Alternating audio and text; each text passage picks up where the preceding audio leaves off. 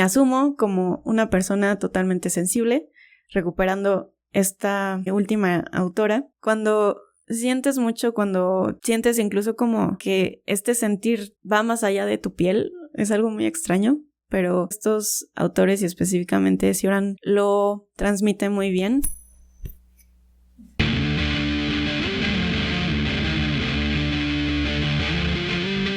Hola, ¿cómo están? Bienvenidas y bienvenidos a esta sección que se llama Autores para entender el mundo. Ya mis compañeros hicieron su video, entonces, bueno, estamos aquí para eso, para que yo les presente un poco de, pues digamos que de cosas que he leído y que me han ayudado personalmente. Si no entender el mundo, a hacerme más preguntas al respecto y quizá como disfrutar más mi estancia aquí. O si no, disfrutarla al menos como tratar de comprenderla. Es un poco extraño, pero bueno, conforme vayamos avanzando les voy a ir como diciendo por qué es que ese autor o esa autora me dejaron una marca y cómo es que me ayudaron, digamos que a comprender ciertas cosas o a criticarlas más o quizá a cuestionarlas más, en fin. Entonces, primero nos vamos a ir hacia algo, pues digamos que yéndonos hacia la crítica de género, o bueno, más bien como a problemas de género. Después nos vamos a ir a un campo más positivo acerca del amor y después nos vamos a sumergir en el barco de la tristeza. Entonces vamos a tener como estos diferentes momentos. Ojalá que se queden en todos y ojalá que me acompañen en cada uno de ellos. Y bueno, la primera autora que voy a presentar es Kate Millett. Ella es una escritora de Estados Unidos, ya falleció, pero pues justo fue una pensadora del siglo XX. Nació en el 34 y falleció en el 2017. Estudió en la Universidad de Oxford y también en la Universidad de Colombia y bueno, además de ser escritora también fue artista, pintaba, hacía escultura, también performance, entonces pues sí, artista. Entonces bueno, en la Universidad de Colombia escribió su tesis y más adelante esa tesis se convirtió en lo que sería el texto Política Sexual, que justamente justamente este texto fue pues muy emblemático, fue fundamental, tiene otras obras, pero digamos que esta es como su obra cumbre. Y pues bueno, en esta obra ella analiza cómo es que la literatura y diferentes elementos de la cultura popular configuran y perpetúan el sistema de opresión patriarcal hacia la mujer. Específicamente retoma diferentes obras de autores famosos como Henry Miller y otros novelistas de la lengua inglesa y retoma como diferentes pasajes donde estos autores utilizan la figura femenina pero a partir de un enfoque pues digamos que pues sí totalmente objetivizado y sexualizado. Entonces, de hecho sí hay muchos pasajes que de verdad son como muy agresivos, o sea, si los leemos ahora, sí generan como una adversión así como, wow, esto es muy agresivo, ¿no? Generalmente se usa esta representación como de bestia salvaje por el sexo y donde justo la figura del hombre se ve como este héroe o como este personaje con pues digamos que ego, valentía, sí, digamos que los personajes femeninos de alguna manera están a su disposición y en donde justo las mujeres solamente figuran si son objetivizados, si son sexualizados y si están a disposición y complacencia del hombre y si no, pues bueno, suelen no aparecer. Entonces, pues sí, hace un poco este análisis y lo que es interesante es que justo nos hace cuestionarnos un poco de dónde está lo político en nuestras relaciones, ¿no? Que es algo que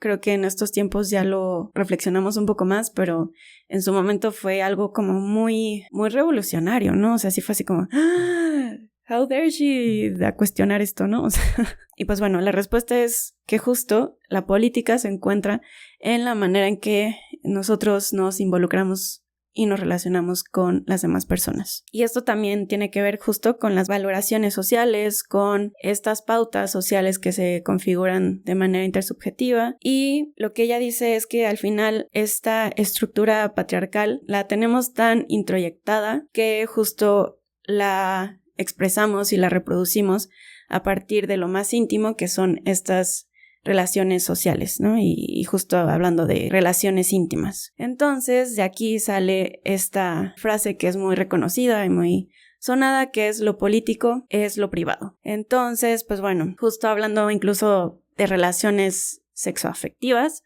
las cuales pues no se pueden entender como algo totalmente neutro o algo que se da como en un vacío, sino que más bien justo están cruzadas por estas valoraciones y estas ideas sociales que construimos, ¿no? Entonces, esto a la vez se manifiesta incluso como en lo social a nivel pues ya en conjunto, ¿no? O sea, hablando por ejemplo de leyes o patrones culturales, o sea, pensando justo en leyes que dictan qué está bien y qué está mal, pensando por ejemplo en el adulterio, que en ciertas culturas está penado para las mujeres pero no para los hombres, o que incluso en algunas culturas pues sí se les mutila el clítoris a las mujeres. En fin, o sea, son como todas estas disonancias en cuanto al género que de alguna manera se ven manifestadas en algo cultural como es pautas culturales o bueno, patrones de comportamiento, normas no escritas, pero también incluso en las escritas como son las leyes. Y eso a la vez se aterriza o tienen un anclaje en lo privado, que es justo esto que les digo, estas dinámicas de relaciones sociales que se ven entrecruzadas con dinámicas de poder y de política, ¿no? Es lo que nos dice Kate Millett. Y también algo que hace es que critica la izquierda, ya que pues dice que, bueno, sí está chido luchar por los derechos y tal, pero que muchas veces dentro de su lucha se olvida la lucha de la mujer, ¿no? O sea, pienso mucho en la figura del Nacho Progre, que es como que, oh, sí, viva la izquierda y somos muy revolucionarios y viva el Che y así, pero pues que no piensan a la mujer como dentro de su lucha y que más bien es como que, tú que eres mujer, ven y saca copias del panfleto, ¿no? O tú, que eres mujer, ve por mi cafecito, ¿no? Y entonces, o sea, ella dice que es contradictorio, ¿no? Este tipo de pensamientos. También dice que, por ejemplo, el amor es el opio para las mujeres, tanto que justo mientras que las mujeres aman, los hombres gobiernan, ¿no? Y bueno, creo que es algo que yo matizaría un poco, pero pues sí hace como explícito ciertas formas de relacionarse en su momento, ¿no? En el momento en el que ella escribe esto y que vamos, o sea, actualmente sigue siendo algo que vemos en la realidad social, es decir, actualmente todavía hay muchas mujeres que no tienen los mismos salarios que sus compañeros hombres, todavía hay una brecha salarial en ese sentido, todavía hay una brecha en cuanto a derechos, todavía se le castiga a la mujer por las decisiones que toma respecto a su cuerpo, todavía se nos malmira, se nos juzga por ciertas acciones o por el hecho incluso de querer decidir por nuestro cuerpo, como les decía, y también por nuestro futuro. En fin, o sea, son muchas cosas que siguen todavía en la realidad y pues sí, yo diría que recuperaría esto de que la revolución sexual aún no ha acabado. Creo que es un texto fundamental porque justo nos ayuda a tener como una mirada más, pues no quiero decir crítica, pero sí como más reflexiva en la forma en que tenemos estas relaciones con otras personas, incluso cómo es que nosotros como mujeres reproducimos estas idealizaciones o estos valores sociales y cómo es que justo funcionan en detrimento de la libertad de las mujeres. Algo que sí creo que pasa cuando lees la literatura de la teoría feminista es que sí te cambia mucho como la perspectiva que tienes de muchas cosas. Entonces cuando revisitas pues por ejemplo textos o novelas o películas como que sí te da un cortocircuito así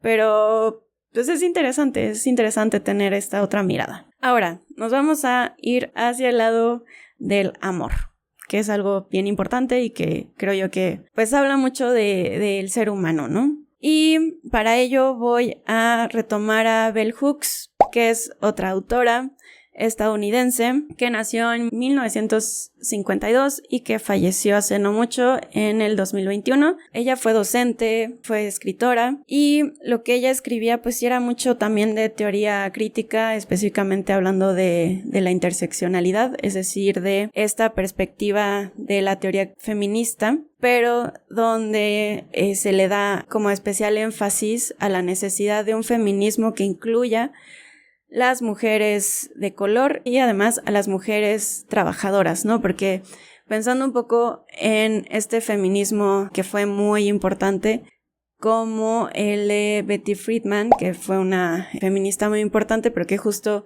habló desde la mística de la mujer, pero desde una perspectiva, digamos que pues muy de esta mujer blanca que está en casa y que tiene que dedicarse al hogar y que pues de ello deriva este abandono, estas patologías como pues es la depresión, el alcoholismo y tal, pero pues es una realidad que es muy específica de ciertas personas, ¿no? O sea, ella decía, ok, esta mujer no representa a todas las mujeres, ¿no? O sea, no representa a la mujer soltera que tiene que salir y trabajar, no representa a esta mujer de color que vive en los suburbios de la ciudad, sino que más bien es como una mujer privilegiada que tiene sus propios problemas, ¿no?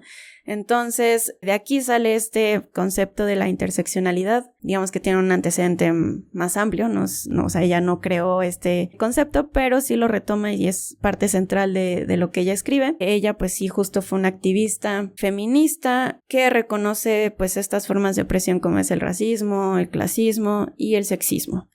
Entonces, pues sí, ella identifica estas formas de dominación entrelazadas. Y lo que ella dice es que si se logra romper con estas cadenas de dominación, pues sería benéfico no solamente para las mujeres de color, sino para las mujeres de todo tipo, para los hombres también, porque pues ella admite que este tipo de represión pues no solamente afecta a las mujeres, sino también a los hombres, ya que los limita a ciertos roles, a ciertas formas de comportamiento, los cuales son muy limitantes y que justo no permiten que, por ejemplo, expresen sus sentimientos y todo este tipo de cosas, ¿no? Entonces, bueno, específicamente ella tiene un libro que me gusta mucho, que es el de All About Love. Sí, supongo que en español se llama así. Todo sobre el amor. Y en este texto ella habla acerca de justamente cómo es que el amor se nos impone, o más bien esta idea del amor se nos impone, y ella invita a cambiar lo que entendemos por amor, ¿no? O sea, ella dice que esto de dar y recibir amor se nos impone desde la infancia y, por ejemplo, incluso nos da estos roles específicos que les decía de, por ejemplo, a los niños no se les permite sentir, tienen que reprimir estos sentimientos, no pueden estar vulnerables, no pueden estar tristes, no pueden estar, pues no sé, débiles, ¿no? O sea, no pueden ser todas estas características que la sociedad nos dice como que no, eso no es de hombres. Y por otra parte, a las mujeres sí se les permite, pero siempre y cuando sea, digamos que en complacencia a la otra persona, específicamente hablando al hombre, es decir, como que, oh, sí, me siento muy débil, oh, soy muy frágil, oh, estoy muy sensible, pero digamos que con la predisposición de que el hombre siempre va a estar para ser nuestro héroe, ¿no? Entonces, pues sí, ella dice que es necesario romper con este tipo de ideas que se nos imponen y crear un nuevo concepto de amor, el cual se centre en algo que sea muy alejado del narcisismo y que más bien sea un amor totalmente pleno, totalmente compasivo, algo que sea más allá de los celos, ¿no? Porque también se nos impone esta idea de que no, es que si realmente te ama, tiene que ser celosa, ¿no? O celoso. Y no, aquí lo que ella plantea es totalmente diferente. Ella dice que, pues justo el amor no solamente es un sentimiento, sino que es una decisión. Nosotros necesitamos tener, o más bien construir, un amor consciente en el que yo decida estar involucrada en una relación y no que sea algo que se me imponga. También, pues bueno, en este sentido, pues es un acto de voluntad y por lo tanto nunca deberíamos, al menos en idea, o más bien en utopía, no deberíamos estar obligados a amar, ¿no? Es algo que que decidimos hacerlo. Y en este sentido, el amor sería algo como, pues algo así como un poder transformador, el cual pues justamente transforma no solamente a la persona con la que estoy, sino que principalmente me transforma a mí misma, ¿no? Es un poder transformador hacia mi persona. Y justamente este poder pues busca ser algo benéfico y que eso también no solamente me sume a mí, sino también a la persona con la que estoy, ¿no? Entonces, pues sí, son prácticas amorosas que de alguna manera tienen este sentido totalmente liberador, pero además con un enfoque pues más de plenitud, ¿no? O sea, no tanto de querer cumplir con estándares, querer cumplir con la idea que se nos impone del amor, sino más bien construir uno a partir del amor propio principalmente y también a partir de la voluntad. Entonces, pues bueno, es algo muy bonito. Bueno, a mí me conmueve mucho este libro porque lo pienso mucho como la posibilidad de que a partir del amor y a partir de la ternura tú puedas construir una trinchera, ¿no? Pensando justo en esta sociedad capitalista, individualista, en donde justo esta ternura puede ser totalmente radical. Y hay muchas personas que no les gusta esta idea de la ternura radical. Inserte aquí imagen de un ternurín. Pero a mí me gusta mucho. O sea, a mí sí me da como esta ilusión. Y sí creo que puede ser revolucionario el buscar esta ternura y este amor en un mundo donde no quiere eso, en un mundo donde quiere que todos vivamos individualizados y aislados y enajenados. Entonces, pues bueno, yo disfruto mucho este libro, la verdad.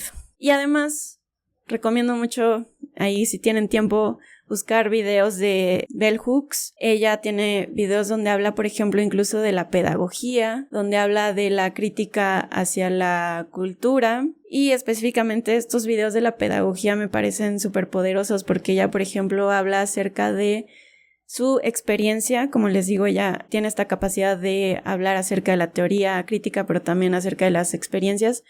Y habla acerca de su experiencia en la docencia en grupos en Harvard, por ejemplo, donde sí son grupos sociales privilegiados, donde hay gente pues muy inteligente, pero que también tiene muchos recursos, y también sus experiencias como docente en Harlem o estos suburbios de Estados Unidos que justo es donde vive mucha gente de bajos recursos, generalmente personas de color, ¿no? Entonces, ella dice que sí hay una diferencia muy, muy grande, en tanto que justo ella nota que en el caso de los estudiantes del Harlem, como que no hay esta capacidad de plantearse como alguien capaz, ¿no? O sea, como no existe esta posibilidad de imaginarse como alguien que está dentro de una decisión política o alguien que está dentro de una academia o no sé, o sea, realmente son limitantes, ¿no? Y ella dice que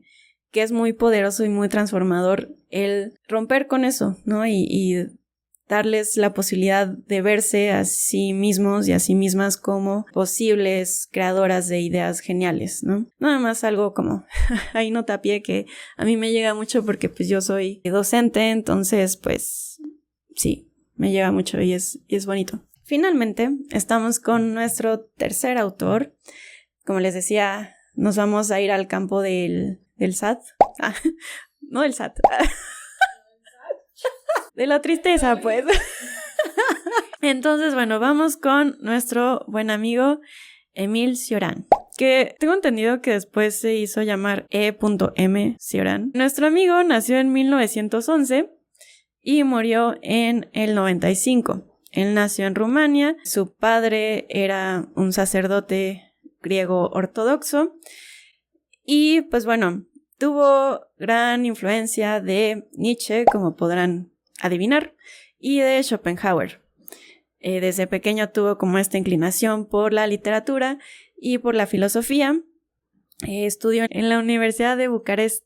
En general tuvo una vida súper austera, no tuvo hijos o hijas. Es un personaje, creo yo. Bueno, de seguro lo fue. En general, digamos que su obra se centra pues en ¿cómo decirlo? En un pesimismo si lo quieren ver así, aunque yo siento que es un poco simplón ese entendimiento, pero bueno, digamos que nos puede dar idea de cómo escribe si lo pensamos así. Habla mucho acerca del sufrimiento, de hecho piensa el sufrimiento como un condicionante básico del humano, más bien como una condición básica humana, y pues también justo la muerte, la enfermedad, el sufrimiento físico, el sufrimiento emocional. Habla acerca de la inutilidad de la existencia humana, de esta visión desoladora de la existencia, en términos muy generales. Y bueno, específicamente voy a hablar de una obra que de hecho me la regaló David en algún cumpleaños,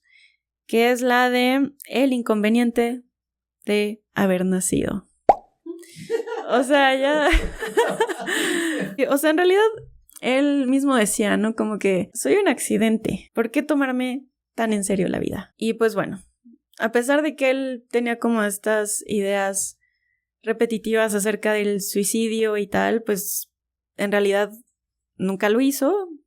Ya se murió de viejito. En realidad, pues sí lo veía como un poco, pues aquí andamos, pues ya chill, ¿no? Pues aquí andamos cotorreando, ¿no? Con la muerte, jijiji, jajaja. Entonces, pues sí, él pensaba el suicidio, pero como una idea nada más, digamos. O sea, él decía que, pues, al final él escribía para no suicidarse. Y a mí la verdad es que me parece bueno tener como este acercamiento a su obra porque él habla mucho acerca de, como les digo, de este sufrimiento, pero muchas veces lo relaciona con el sufrimiento a no pertenecer. Y a mí es algo que me llama mucho la atención, ¿no? O sea, siempre les digo como que, es que la sociedad es culera, güey. O sea, la sociedad es culera, el pinche humano y estas cosas que lo digo también entre broma y broma, pero no broma.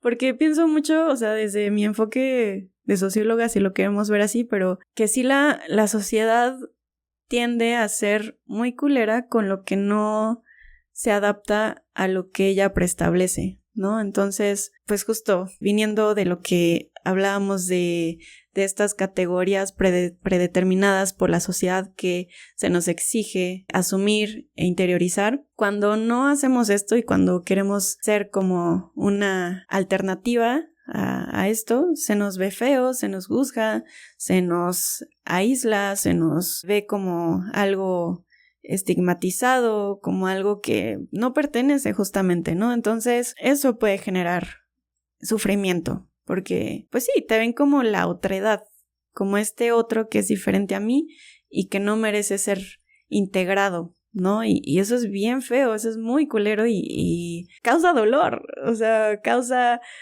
una segregación en donde justo la persona que es aislada, marginada, pues puede sentirse herido o herida. Entonces, pues justo en ese sentido me gusta mucho pensar en esto. Pienso también incluso en Sartre, que también habla mucho en ese sentido, ¿no? De cómo se siente uno que es diferente a lo que la sociedad preestablece como algo normal, o como un comportamiento normal, o como una persona normal o funcional. Es decir, esto de ver papeles en el piso y quedárteles viendo y querer sentir su textura en medio de la nada, pues sí es como que, o sea, sí se presta mucho para que te vean feo y es como que, güey, yo solo quería ver el papelito y sentirlo, ¿sabes? O sea, no sé, sí me hace pensar mucho en eso, ¿no? En la coerción que llega a ser violenta desde la sociedad y cómo es que tú como individuo te puedes sentir totalmente vulnerable a eso, ¿no? Entonces, eso me encanta. De hecho, quería leerles como algunas cosas. Primero, respecto a esto que les digo, este texto del inconveniente de haber nacido es como un compendio de aforismos y de reflexiones breves al respecto. Y les digo que habla mucho acerca de esto. No encontré la frase que yo quería, pero bueno, les leo una rápido que dice: no hago nada, es cierto, pero veo pasar las horas, lo cual vale más que tratar de llenarlas. Wow. Pues sí, es algo corto, pero pues al final es algo muy significativo, ¿no? O sea, aparte que es no hacer nada, según quién, ¿no? Según la sociedad. Pero, ¿qué tan valioso puede ser no hacer nada? ¿Y qué tan negativo puede ser pero a partir de qué lo estamos evaluando, ¿no? No sé, me hace pensar mucho esto, ¿no? Y también esta otra parte, pues sí, de ser productivos, etc. También me gusta mucho esta parte del desborde existencialista, o sea, como cuando sí hay mucho sentir que ya no cabe dentro de tu cuerpo. Eso me parece que es algo increíble porque yo lo siento mucho a veces. Y, ok, me asumo como una persona totalmente sensible, recuperando esta última autora. Yo me asumo como tal, ¿no? O sea, sí soy súper sensible y sí soy como, siento mucho, ayuda. Entonces, cuando sientes mucho, cuando sientes incluso como que este sentir va más allá de tu piel, es algo muy extraño, pero que siento que estos autores y específicamente Cioran lo transmite muy bien. Me siento como que muy identificada, ¿no? Bueno, hay muchas frases, pero me hace pensar en uno, que esto es más como cuando te sientes muy vivo y que es a partir de los estímulos externos que sientes, ¿no? O sea, como este ejemplo que les decía de querer sentir como una textura. Se los voy a leer y ya ustedes si quieren me pueden compartir qué les hace sentir o qué les transmite. Cuando me paseaba tarde por el camino bordeado de árboles, una castaña cayó a mis pies. El ruido que hizo al estallar, el eco que suscitó en mí y un temblor desproporcionado con respecto a ese ínfimo incidente me sumergieron en el milagro, en la embriaguez de lo definitivo, como si no hubiera ya más preguntas sino respuestas. Me sentía ebrio de 1000 evidencias inesperadas con las que no sabía qué hacer. Entonces, pues sí, siento como cuando tienes pues justo un estímulo tan grande que es como que wow, estoy viva, ¿no? Y es como que no hay certeza más grande que la vida, pero y entonces también eso conlleva como la certeza de la muerte, ¿no? O sea, es como esta dualidad. También me hace pensar en una canción de Florence and the Machine,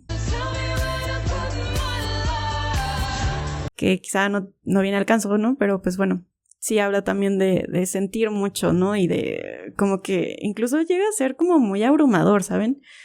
A mí me abruma de a ratos como sentirme tan sensible y tan sintiente. Cioran me gusta mucho porque además de esto que les digo que me identifico mucho, también me hace pensar en la actualidad, como en esta sociedad que de alguna manera nos exige a siempre estar optimistas, a siempre estar felices, sobre todo con las redes sociales, y es como, no, güey, no. O sea, también tenemos esta necesidad de estar tristes, ¿no? O sea, no se puede pensar la felicidad sin la tristeza. Entonces, sería un autoengaño y un engaño masivo si lo pensamos como que, todo el mundo es muy feliz y todo el tiempo somos muy felices. Pues no. Y es muy triste, creo yo, tener que forzarla y decir como que, Simón, soy la más feliz cuando pues en realidad no lo eres, ¿no? Y entonces, bueno, creo que por eso mismo es importante recuperar a estos autores en la actualidad. Pero bueno, en fin, quisiera saber ustedes qué les hizo pensar, qué les hizo sentir todo esto, si les llama la atención, si llegaron hasta acá, que espero que sí. Como les decía, elegí diferentes temáticas y sentires, pero que a la vez se pueden conectar entre sí. Y bueno, eso es todo. Gracias si llegaron hasta acá. Cuéntenme qué les pareció y espero vernos pronto. Adiós.